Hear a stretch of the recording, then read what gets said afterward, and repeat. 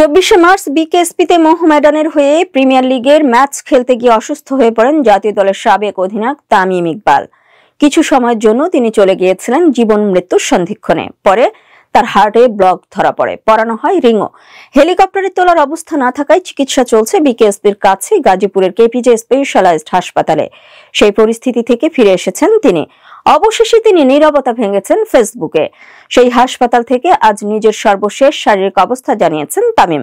নিজের verified Facebook পেজে তামিম লিখেছেন, 2 বছর আগে এই রোজার সময় অনুপের কাছে গিয়েছিলাম। সেদিন জানতে পারলাম অনুপের বাবা 4 বছরেও হার্টের অপারেশন করাতে পারেননি। হৃদয়ের স্পন্দনই আমাদের বাঁচিয়ে রাখে, কিন্তু এই স্পন্দন যে কোনো প্রকার ঘোষণা না দিয়ে থেমে যেতে পারে, এই কথাটি আমরা বারবার ভুলে যাই। গতকাল দিনটি শুরু করার সময় কি আমি জানতাম আমার সাথে কি হতে যাচ্ছে? আল্লাহ তাআলার অশেষ রহমত আর সকলের দোয়ায় আমি ফিরে এসেছি। আমার সৌভাগ্য, এই বিপদের সময়ে আমি পাশে কিছু অসাধারণ মানুষকে পেয়েছিলাম, যাদের বিচক্ষণতা ও আপ্রাণ প্রচেষ্টায় আমি এই সংকট কাটিয়ে ফিরে এসেছি। কিছু ঘটনা আমাদের বাস্তবতা মনে করিয়ে দেয়, জানিয়ে দেয় যে জীবন আসলে কতটা ছোট।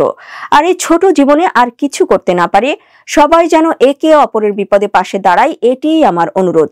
আপনাদের সবাইকে জানাই আন্তরিক কৃতজ্ঞতা ও ভালোবাসা। সবাই আমার জন্য এবং আমার পরিবারের জন্য দোয়া করবেন।